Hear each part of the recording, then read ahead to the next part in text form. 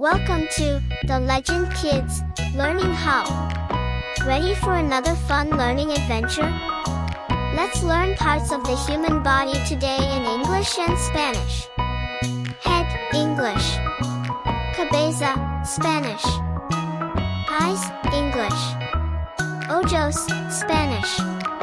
My eyes, mis ojos. Now we just learned how to say eyes in Spanish. Are you ready, kids? For the next word, we are going to learn, let's see. Nose, English. Nariz, Spanish. My nose, mi nariz.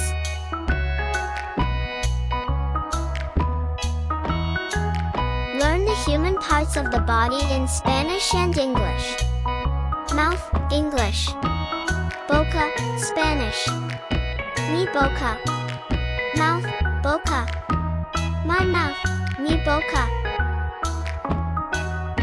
Learn the human parts of the body in Spanish and English. Ears, orejas. Forked ears in Spanish. Orejas. For my ears. Mis orejas.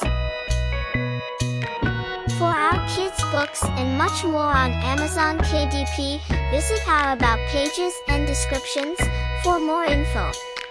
Grab your copy. By author, Rainbow Color Burst Creations.